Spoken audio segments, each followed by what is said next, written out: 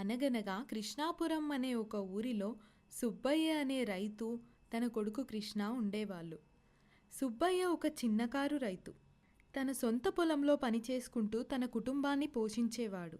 తను పండించే పంటకి భూమి నుండి వచ్చే నీరే ఉపయోగపడకపోవడంతో పంటకి కావాల్సిన నీరు కోసం ఊరిలో ఉన్న ఒకే ఒక్క చెరువు మీద ఆధారపడి ఉండేవాడు.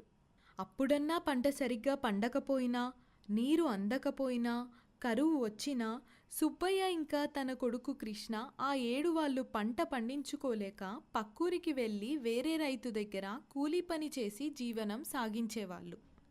ఇలా జరుగుతుండగా ఒకరోజు సుబ్బయ్య తన కొడుకుతో, రే కృష్ణ, చదువుకోవాల్సిన వయసులో నిన్నిలా కష్టపెడుతున్నాను. నా అసమర్థత వల్లే నీకిన్ని కష్టాలు. నన్ను క్షమించరా. నాన్న బాధపడకండి, నాకిదేం పెద్ద కష్టంగా లేదు. నా కోసం మీరు ఎంతో కాలం నుంచి కష్టపడుతున్నారు. ఈ కష్టకాలంలో మీకు సహాయం చేయడం నా బాధ్యత. మీరు బాధపడకండి నాన్న, దీని నుంచి బయటపడే రోజు తప్పకుండా వస్తుంది. ఇలా రోజులు గడుస్తూ ఉంటాయి. కృష్ణ వాళ్ళ నాన్నకు వ్యవసాయంలో వచ్చే సమస్యలు తీర్చాలి అని బాగా ఆలోచిస్తూ ఉండేవాడు. అందులో ముఖ్యమైనది నీటి కరువు. కృష్ణ బాగా కష్టపడ్డమే కాదు, చదువులోనూ మంచి ప్రతిభ కలవాడు. ఇలా ఒక నెల రోజుల తర్వాత వాళ్ళ నాన్న సమస్యకి ఓ పరిష్కారం కనిపెట్టి వాళ్ళ మిత్రుల దగ్గరికి బయలుదేరుతాడు. రాము, రఘు, ఈరోజు నేను మీ ఇద్దరిని కలవటానికి ఒక ముఖ్య కారణం ఉంది. మన ఊరిలో ఉన్న కరువు వల్ల అందరికీ సమస్యలే. కరువు వచ్చిన ప్రతిసారి ఊరివారందరూ పొట్ట పట్టుకొని పక్క ఊరికి వెళ్ళి కూలీ పని చేయాల్సి వస్తుంది. అవును కృష్ణ, నిన్న మా అమ్మ నాన్న కూడా ఇదే మాట్లాడుకుంటూ బాధపడ్డం విన్నాను నేను. కానీ వాళ్ళకి నేను లేచే ఉన్నానని తెలీదు. కృష్ణ, మనందరిలో బాగా తెలివైన వాడివి నువ్వు. ఏదో ఒక పరిష్కారం నువ్వే చెప్పాలరా. దీనికి నా దగ్గర పరిష్కారం ఒకటి ఉంది.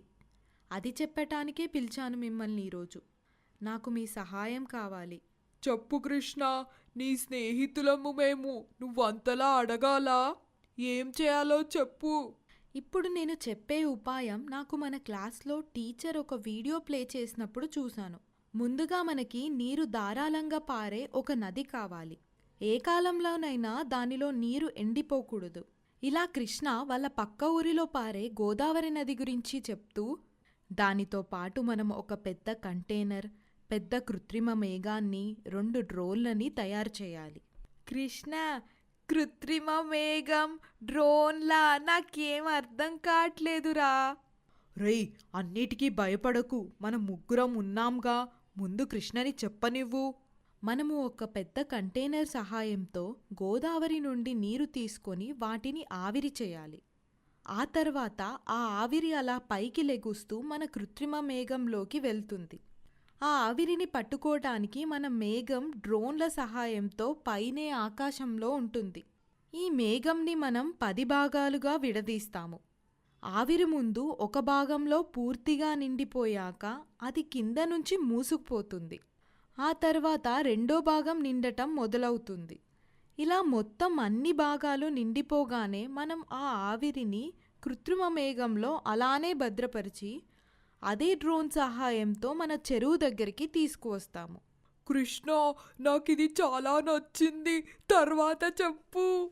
అలా ఆ కృత్రిమ మేఘాన్ని మన చెరువు మీదకి తీసుకురాగానే లోపల ఉన్న కండెన్సర్స్తో ఆవిరిని నీరుగా మార్చి చెరువులోకి వదిలేస్తాము, ఒక వర్షంలాగా.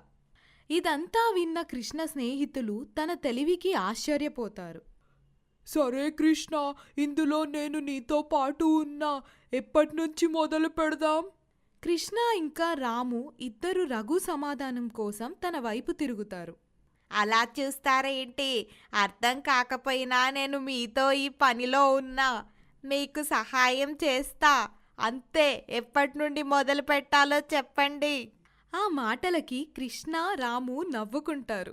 అలా మరుసటి రోజు నుంచి పని మొదలుపెట్టి కొద్ది రోజుల్లోనే వాళ్ళు అనుకున్నట్టు కంటైనర్, కృత్రిమ మేఘం, డ్రోన్లని తయారు చేసి ఆవిరిని వర్షంలా మార్చి వారి ఊరిలోని చెరువును నింపేస్తారు.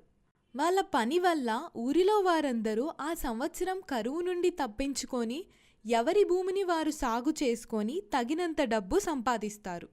కృష్ణ తెలివితేటలకు మెచ్చి తనకు సహాయం చేసిన తన స్నేహితులకు వాళ్ళ ఊరి ప్రెసిడెంట్ మంచి బహుమానం ఇచ్చి ప్రోత్సహిస్తారు. తన బహుమతి తీసుకొని కృష్ణ నేరుగా తన తండ్రి దగ్గరికి వెళ్ళి, నాన్నా, ఆఖరికి నా చదువు మీకు ఇలా ఉపయోగపడింది. ఇంకెప్పుడు మీరు నీటి సమస్యతో బాధపడరు. అదేవిధంగా మనం వేరే దగ్గరకు వెళ్ళి కూలీ చేసే అవసరం రాదు.